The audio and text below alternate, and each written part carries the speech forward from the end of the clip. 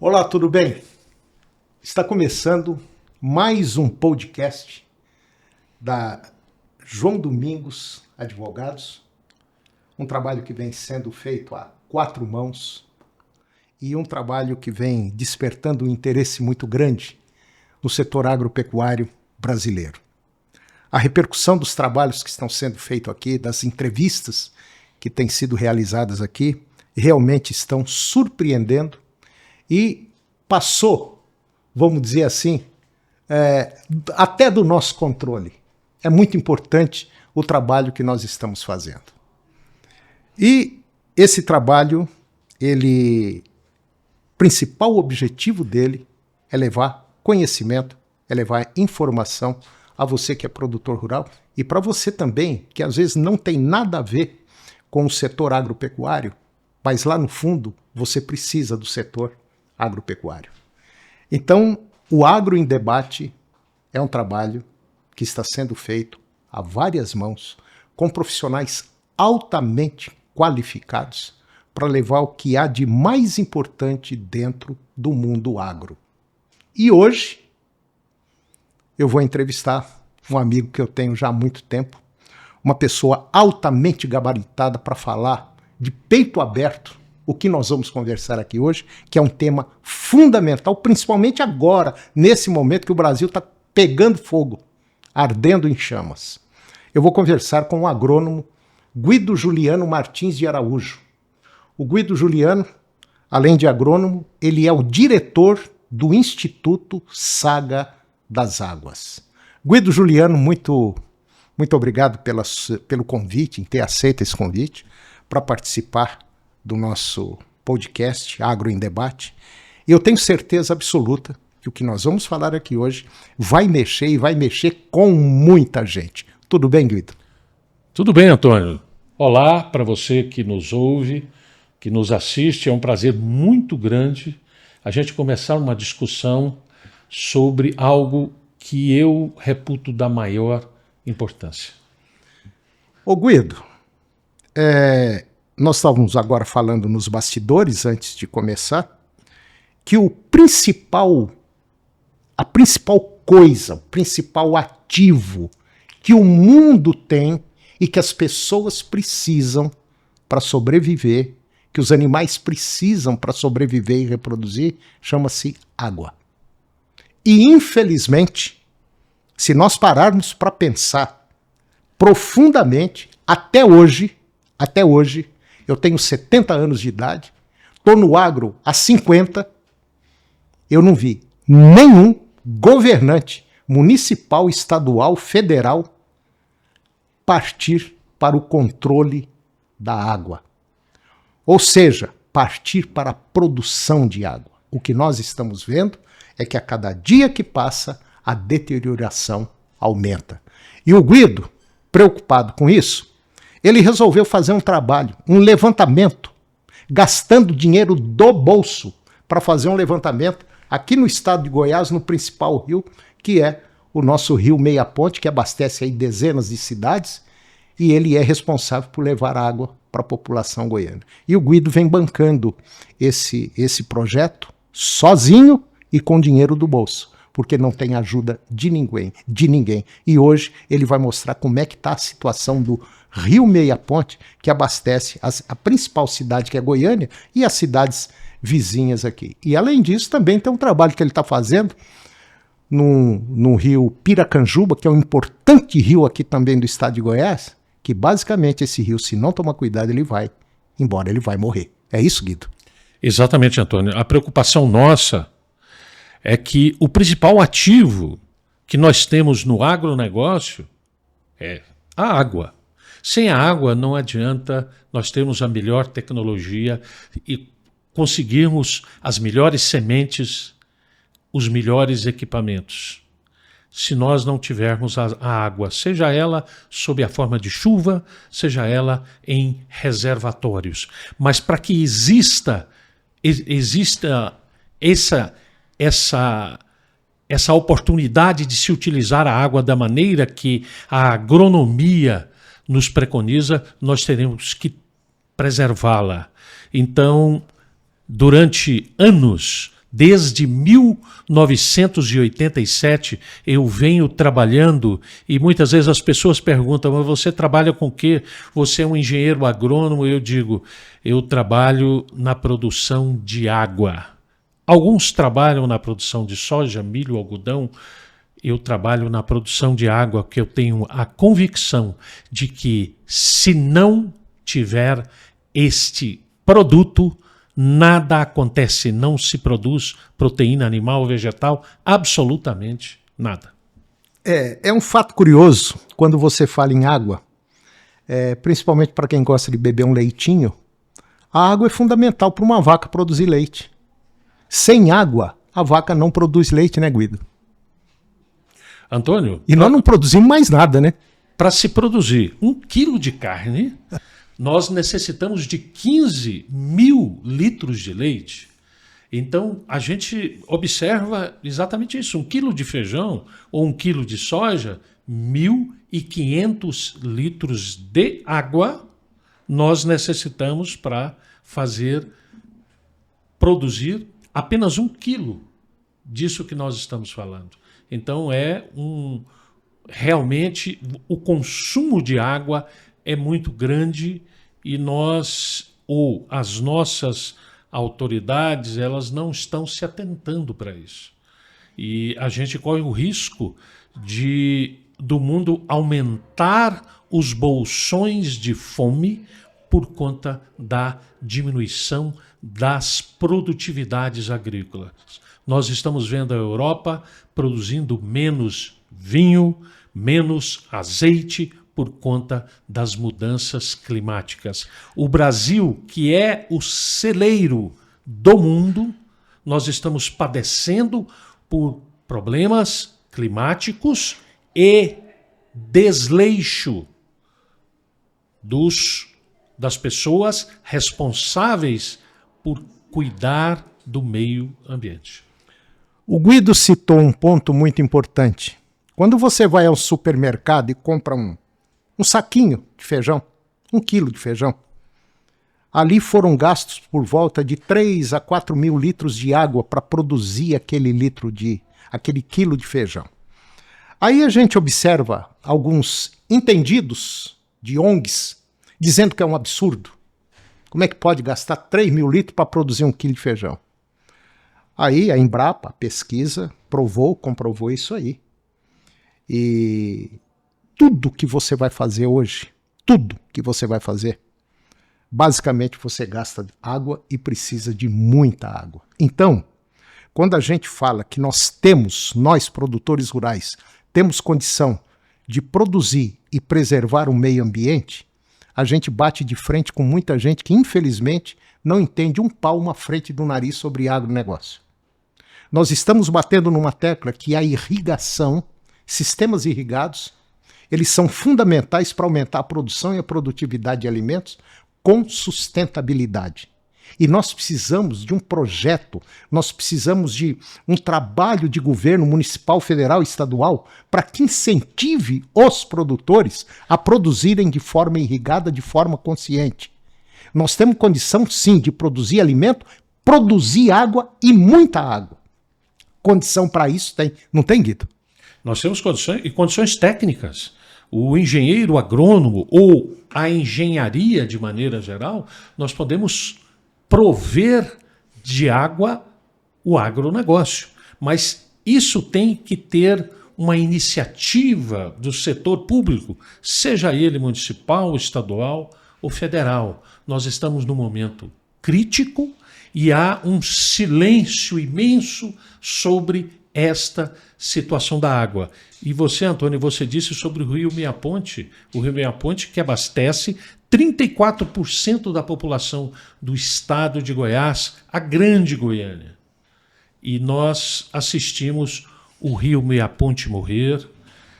E neste levantamento que nós fizemos, nós identificamos 1.078 nascentes, desde os primeiros veios d'água no município de Itaúsu até as estações de bombeamento da Saneago, quando o Rio Meia-Ponte passa por Goiânia. São 1.078 nascentes e, neste momento, estas 1.078 nascentes chegam, a nossa água chega aqui em torno de 2.000 litros por segundo, pouca coisa mais do que isso.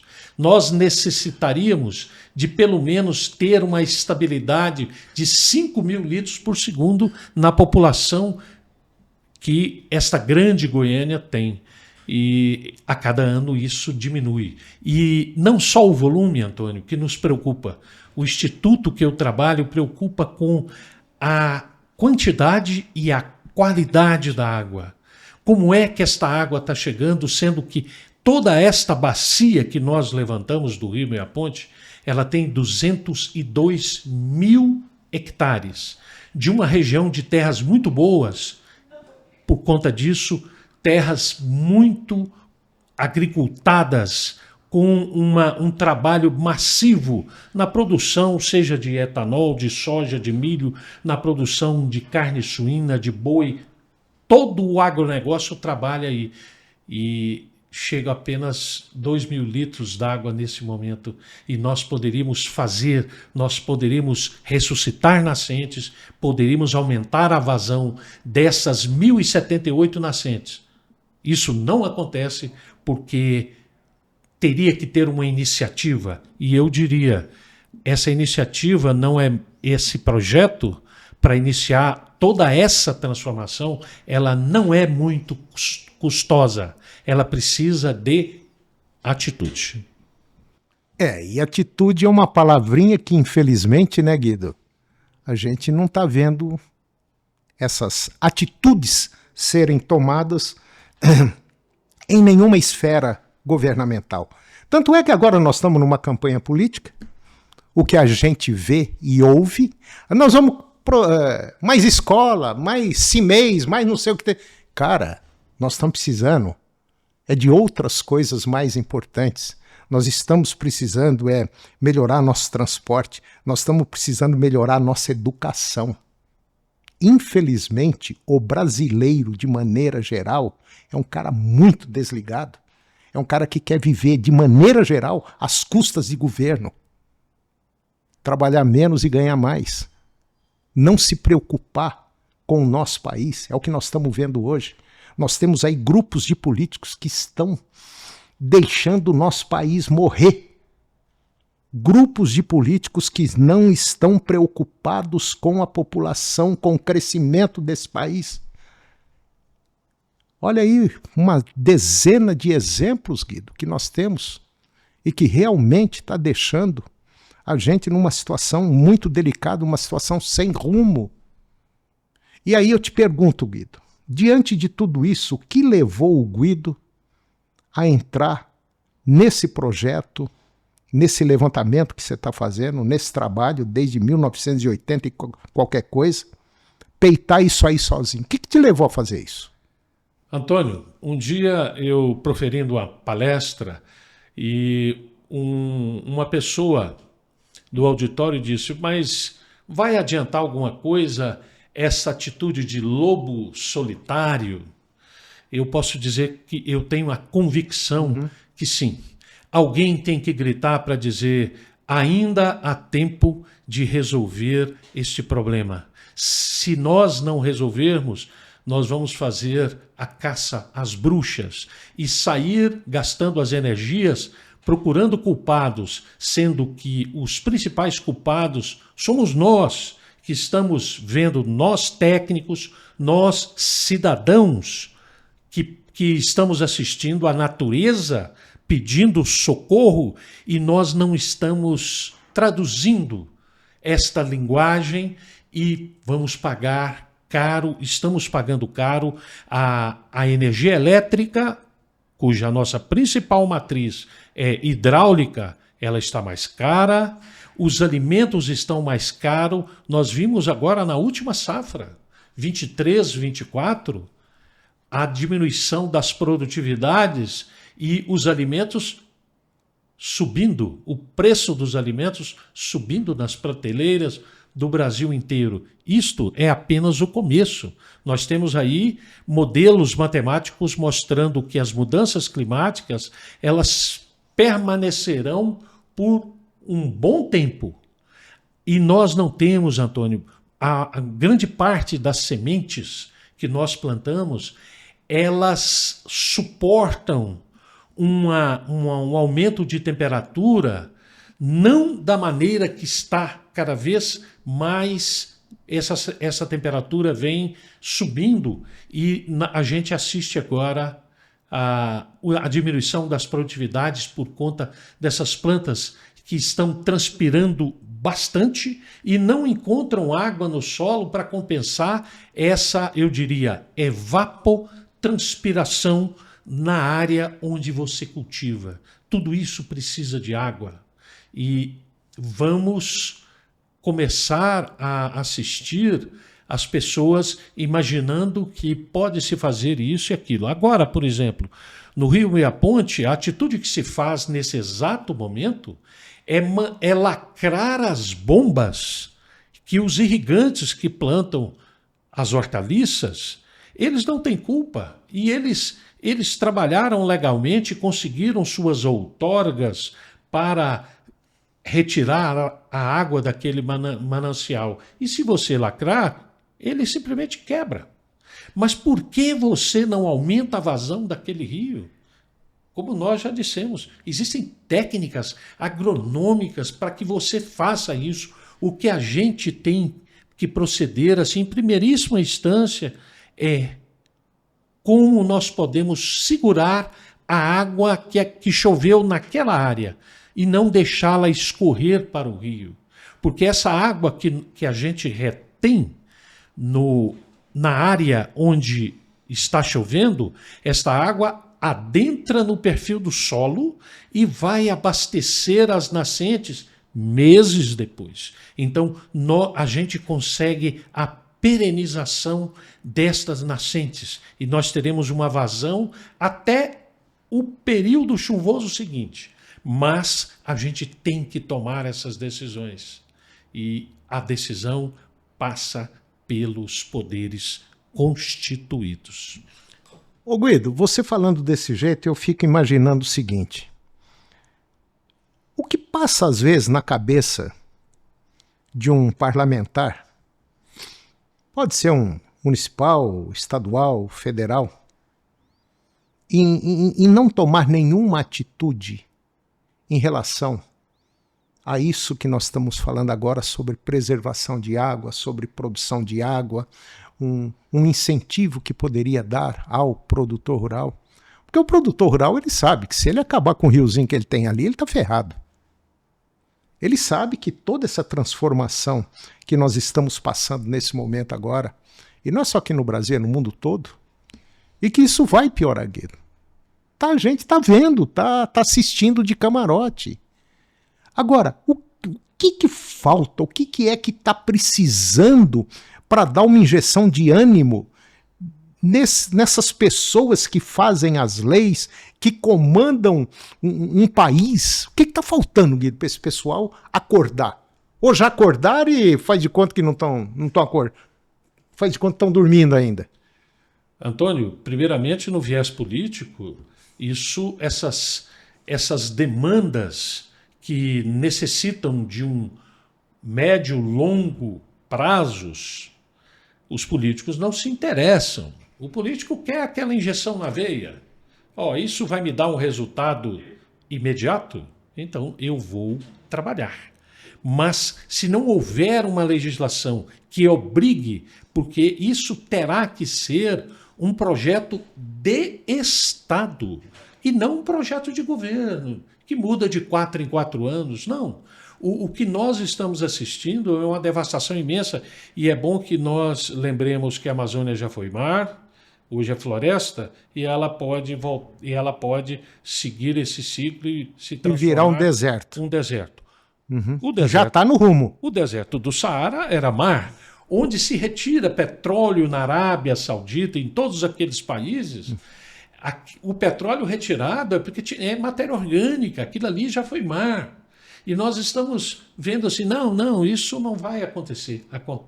Vai acontecer, não. Já está. Está acontecendo.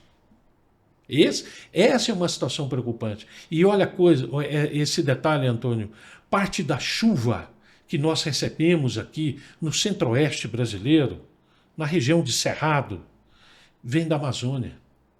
Mas para esta água chegar aqui nas regiões de plantio, seja no Mato Grosso do Sul, Goiás, uma parte de São Paulo, Paraná, Minas Gerais, essa Amazônia tem que estar preservada, porque é a transpiração das árvores, é a evaporação do solo que os ventos que nascem na costa da África e que entram ali pela ilha de Marajó, por ali, esses ventos alísios, eles passam sobre essa névoa de vapor d'água e levam até a Cordilheira dos Andes. Lá bate como uma bola de ping-pong.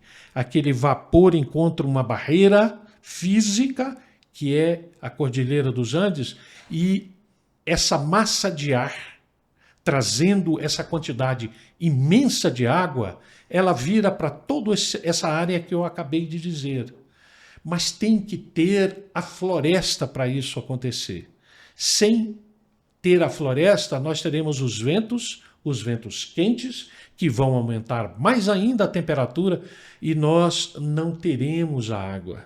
E as pessoas estão negligenciando, falando deste rio voador, os rios voadores, que fazem parte desse processo que eu acabei de falar. Agora, nós deixarmos isso acontecer, a Amazônia, o Brasil hoje, nesse exato momento, nós estamos derrubando 1000 campos de futebol por dia nos biomas brasileiros. Pantanal, Centro-Oeste, Caatinga e principalmente a Amazônia.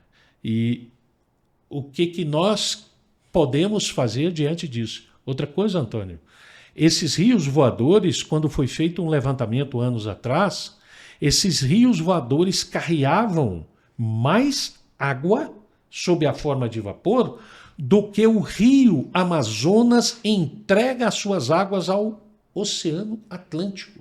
É um volume, são bilhões de metros cúbicos por segundo. E nós estamos abrindo mão deste rio voador que faz com que toda essa região produza alimentos e tenha um clima que a gente consegue viver, e já estamos assistindo as temperaturas médias subirem e não sabemos até onde isso vai parar, né? Um dos objetivos dessa conversa que eu estou tendo com o Guido, quando a gente fala do rio Meia Ponte, dando o exemplo aqui de Goiânia, do estado de Goiás, nós podemos estender esse rio Meia Ponte a outros rios também no Brasil inteiro, nas grandes cidades. Você pega São Paulo, por exemplo. São Paulo é um esgoto a céu aberto. Qualquer coisa que se mexe lá de forma líquida, sólida, é um esgoto a céu aberto. É o caso do nosso rio Meia Ponte, né, Guido? Agora, eu acho que tudo tem um limite, tudo vai chegar num ponto de estrangulamento. O rio Meia Ponte já, vamos dizer assim, está estrangulado? Antônio, ele padece de um trabalho, de um levantamento muito sério, mas hoje o Meia Ponte tem uma vazão muito pequena comparada a 50 anos atrás. Ela vem diminuindo e ela vem diminuindo agora cada vez mais rapidamente. E outra coisa, Antônio, essa água chega com o que aqui? Para as estações de tratamento? Chega com muita matéria orgânica, esgoto das cidades onde esses mananciais, esses afluentes do Meia Ponte passaram. Chega esgoto, chega os produtos da agricultura e da pecuária intensivas. A criação de porcos, a criação do gado de leite e toda a pulverização agrícola. E essa é uma região de plantio de terras de terras férteis, como eu disse. E nós temos que monitorar isso, porque esses produtos, esses produtos químicos, muitos deles tóxicos, eles são extremamente estáveis no meio aquoso. E são moléculas, Antônio, extremamente pequenas, que nós chamamos de nanomoléculas. Isso não dá nem para filtrar, né, Guido? Não dá. Não dá porque são moléculas extremamente pequenas. A única maneira técnica, uma única metodologia que nós poderíamos usar para retirar essas nanomoléculas da água seria por osmose reversa, que é um procedimento muito custoso. E caro. Muito, bastante.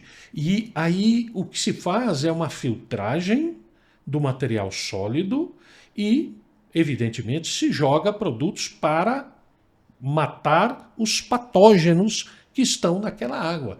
Mas essas nanomoléculas, elas passam e vão embora. E onde elas estão neste momento? No nosso organismo.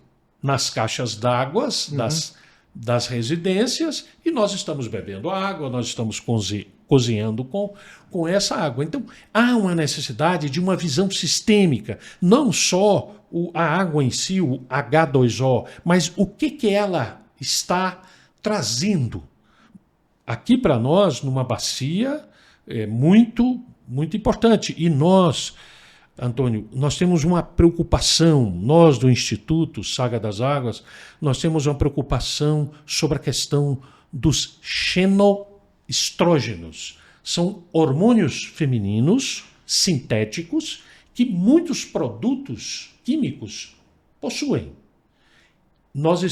A própria Embrapa fez um levantamento nos rios brasileiros, em alguns rios, nós estamos assistindo à feminização dos peixes. Por quê?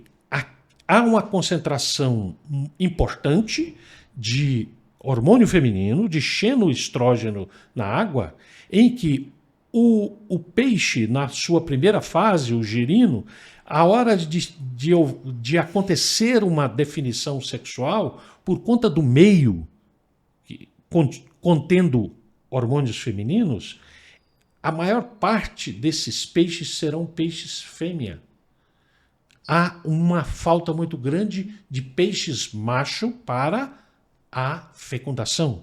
Então nós estamos diminuindo a quantidade de peixe porque há um descontrole. Na natureza, teria que ser 50% fêmea, 50% macho. Mas há uma interferência humana e isso está causando um problema muito sério. Então, a gente nota, Antônio, que a gente tem que pensar e observar. Por isso que esse trabalho sobre a questão da água, ele é multidisciplinar.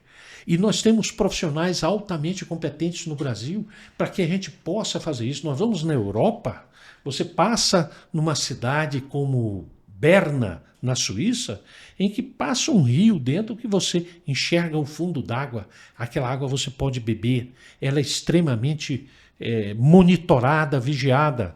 A cidade de Munique, na Alemanha, da mesma forma.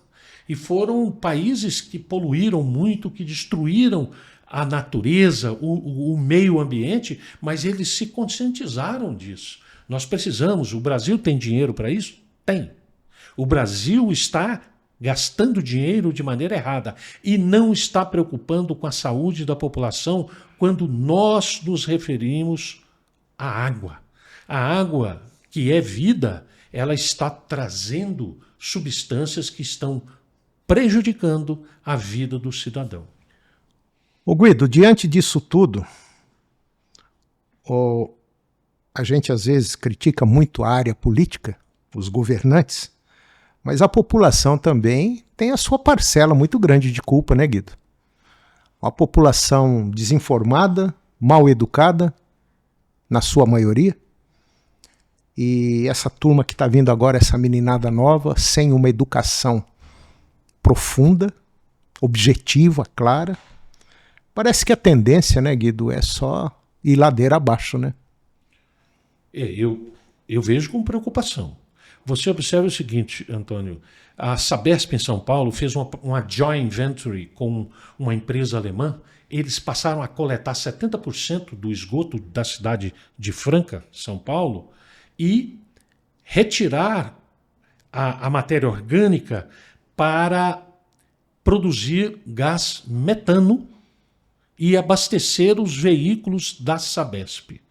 Quando eu estive lá fazendo esse estudo, tinham mais de 100 veículos abastecidos por gás metano da Sabesp e essa matéria orgânica, após estabilizada, que cessou a fermentação, ou seja, cessou a emanação do gás metano e outros gases, esse adubo orgânico era lançado nos cafezais. Mas, quando esse esgoto chegava nessa estação para fazer todo esse processo, a quantidade de substâncias que não deveriam estar no esgoto, mas que a população jogava no esgoto. Quer dizer, há uma falta de conscientização do cidadão. Mesmo no esgoto, eles atiram tudo.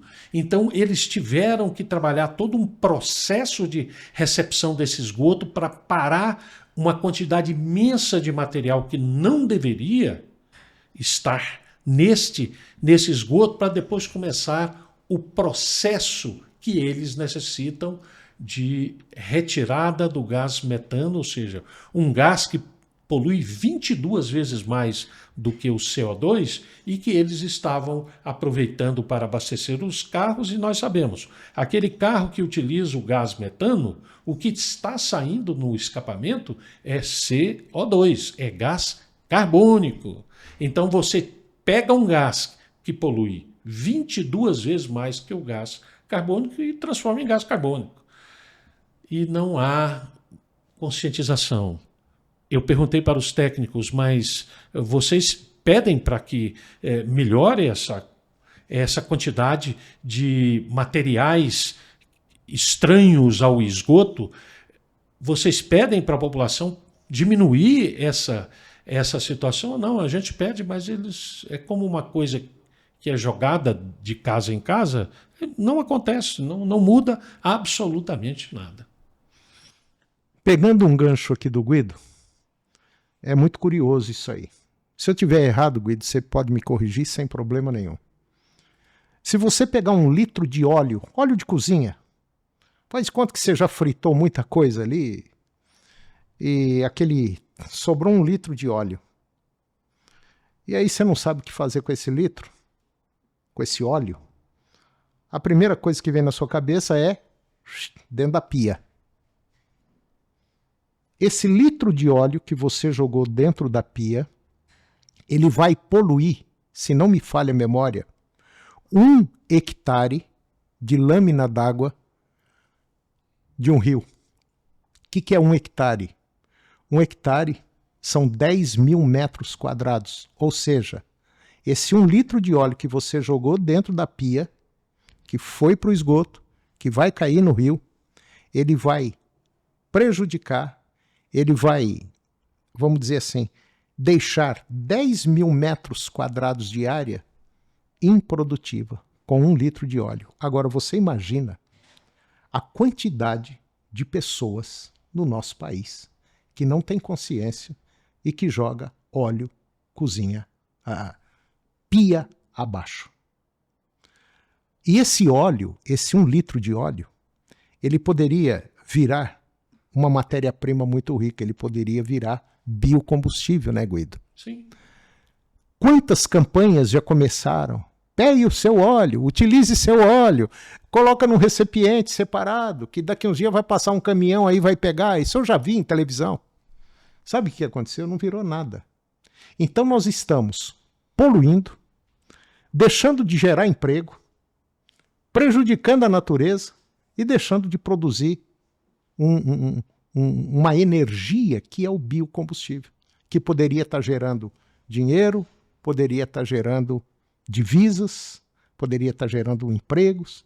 Infelizmente, pela falta de conhecimento e talvez até um pouco de preguiça também, e por falta de de uma estrutura educacional nacional profunda, nós estamos vivendo uma situação muito crítica aqui no Brasil em relação à produção de água, em relação à educação, em relação à segurança, em relação à saúde, e eu diria até à malandragem também, né, Guido? Antônio, eu quero me dirigir a você que nos ouve, que nos assiste. Essa conscientização começa na casa da gente. Nós temos que, primeiramente, adquirir esta visão que terá que ser sistêmica, a comunidade toda trabalhar para que diminua, que nós consigamos diminuir esses agentes poluidores. A gente tem que adquirir a consciência de que podemos, juntos, não esperar somente o poder público, não. O poder público, ele sendo provocado, ele fará alguma coisa, mas se nós não mudarmos o nosso comportamento, nada irá se transformar no meio ambiente. Nós estamos preparando um ambiente para criar nossos filhos, netos, as gerações futuras completamente doentes. Essa conscientização nós temos que fazer. Isso é inevitável.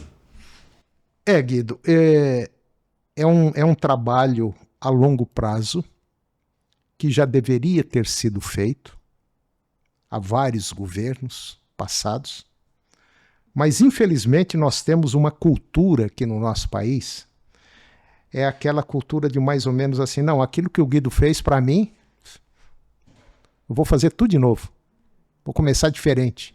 Quer dizer, todo aquele projeto que você criou, elaborou, parece que não vale mais nada, só vale para 4 anos enquanto você está lá em cima. Aí entra eu, destrói tudo aquilo que você... Você já viu isso em governos? Aqui em Goiás mesmo, nós já vimos tanta coisa errada acontecer, e eu não consigo entender e admitir, Guido, não passa pela minha cabeça, por que que isso acontece?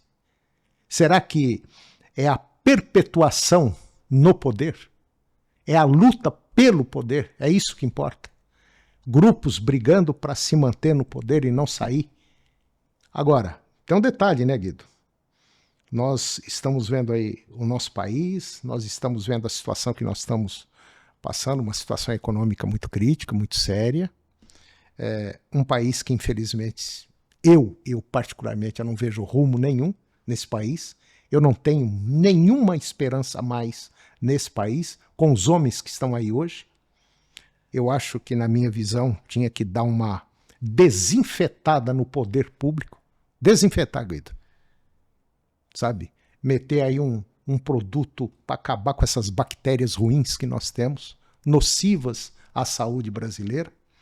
Porque esse país é o melhor país do mundo, desde que seja bem comandado por pessoas que realmente têm interesse de fazer desse país o melhor país do mundo. E pode ter certeza de uma coisa, nós poderíamos estar muito melhor do que estamos hoje, se não fosse essa falta de consciência, essa bagunça generalizada política que nós estamos vendo, e que esse pessoal, infelizmente, eles estão pisando na nossa garganta e talvez matando a galinha dos ovos de ouro, chamada agronegócio.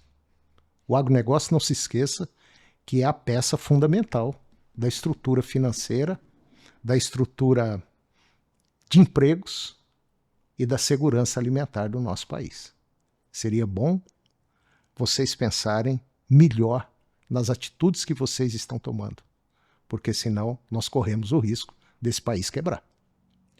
Antônio, é a gente olhar a história do Brasil desde o início. O grande contingente populacional até hoje no país está no litoral. Mas quem gera riqueza hoje é o interior. País, é o interior e esse interior tem nome, é agronegócio.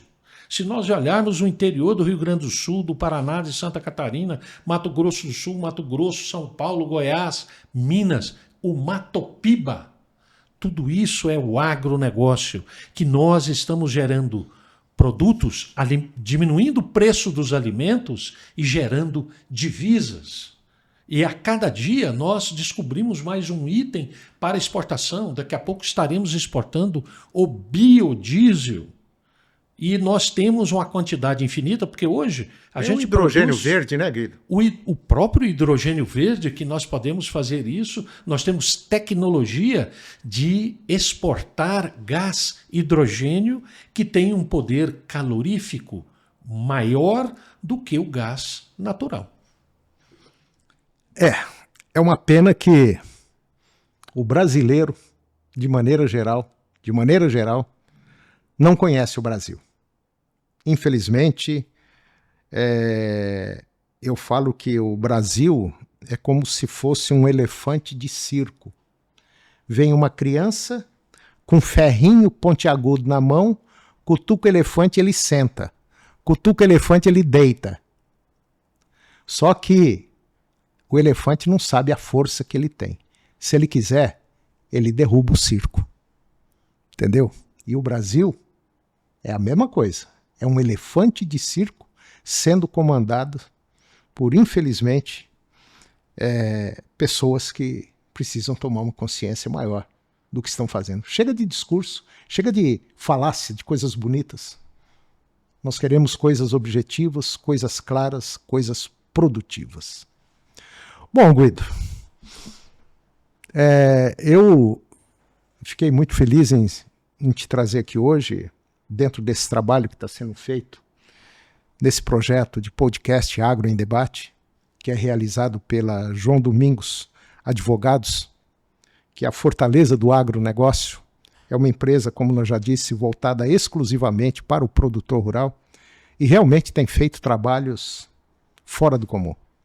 Hoje a JD Agro, como é conhecida, ela tá no Brasil inteiro.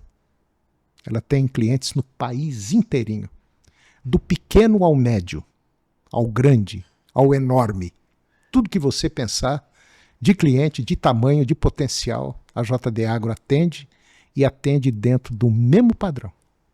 Tudo igualzinho. Todo mundo aqui é igual. Por isso que nós estamos num ambiente aqui legal, um ambiente tranquilo, e fazendo esse trabalho, esse Agro em Debate, que é justamente para alertar você que é produtor rural, você que não é produtor rural, mas que depende do agro. Todos nós, infelizmente, queira ou não, dependemos do agro. Quando você vai ao supermercado, 80%, 90% do que tem ali saiu do interior. Então, Guido, eu agradeço muito, muito, muito a sua presença. Eu acho que foi uma conversa muito legal, muito boa. E nós gostaríamos de te presentear com um mimo aqui do Agro em Debate. Um presentinho que eu acho que você vai gostar, porque o Guido também é produtor rural, como nós dissemos, é agrônomo, e é uma pessoa que estuda muito. Só para você ter uma ideia, sabe o que o Guido fazia no município que tem aqui em Bela Vista, onde é a fazenda dele? Olha que loucura. Loucura no bom sentido. O Guido tinha um container, e ele pôs umas carteiras de escola ali, ele ensinava inglês de graça para quem quisesse, lá no município de Bela Vista. Tô errado ou tô certo?